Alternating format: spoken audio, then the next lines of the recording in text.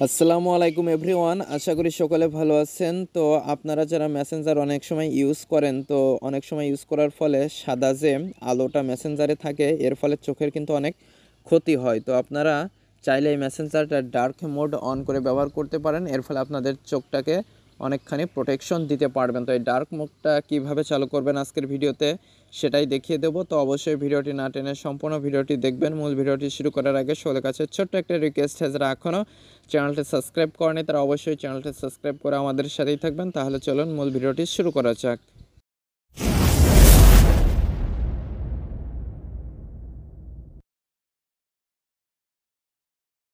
তো প্রথমে আপনারা মেসেঞ্জারে অ্যাপসটিতে চলে আসবেন, এরপর আপনাদের অ্যাকাউন্টে লগ ইন করে নেবেন। তো আমার এখানে দেখতে পাচ্ছেন অলরেডি আমার অ্যাকাউন্টটি লগ ইন করা রয়েছে।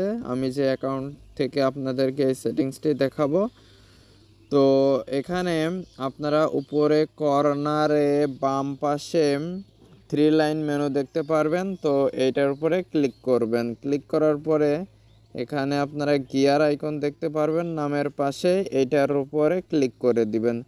ক্লিক করে দিলে প্রথমে আপনারা প্রথম দিকে ডার্ক মোড নামে একটা অপশন দেখতে পারবেন। আমার এটা কিন্তু এখন ডার্ক মোড চালু করা নেই, তো আমি এখানে ডার্ক মোডে ক্লিক করে দিচ্ছি। তো এখানে দেখতে পাচ্ছেন সিস্টেম হিসেবে সিলেক্ট করা রয়েছে। তো আমি এখানে জাস্ট অনে ক্লিক করে এটা অন করে দিলাম, সাথে সাথে কিন্তু এটা ব্ল্যাক হয়ে গেল।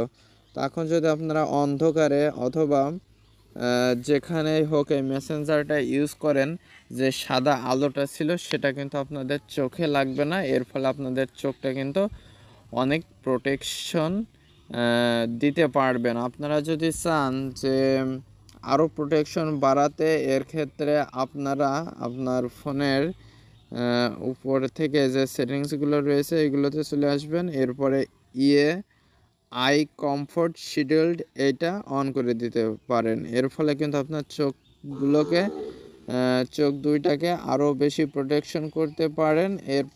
এরপরেও যদি আপনার চোখের প্রোটেকশন আরও বাড়াতে চান, এর ফলে কিন্তু আপনারা ব্লু কাট লেন্সের যে চশমাগুলো আছে এইগুলো A+ গ্রেডের চশমাগুলো ইউজ করতে পারেন। তো আশা করি মূল বিষয়টা বুঝতে পেরেছেন। তো এখান থেকে আমি এই ফোনের কমফোর্ট শিডিউল এটা অফ করে দিচ্ছি।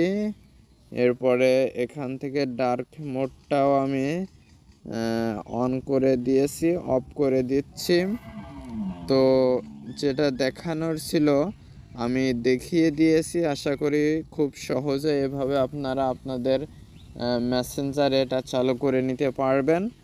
তো আজকের ভিডিওটি এ পর্যন্তই। ভিডিও সংক্রান্ত কোনো মতামত থাকলে অবশ্যই কমেন্ট করে জানাবেন। আর যারা চ্যানেলটিতে নতুন এবং যারা এখনও চ্যানেলটি সাবস্ক্রাইব করেনি তারা অবশ্যই চ্যানেলটি সাবস্ক্রাইব করে আমাদের সাথেই থাকবেন। আর আপনারা কোন ধরনের ভিডিও দেখতে চান সেটাও কমেন্ট করে জানাতে পারেন। তো পরবর্তী ভিডিওতে কথা হবে। আজকে পর্যন্তই, ধন্যবাদ সবাইকে।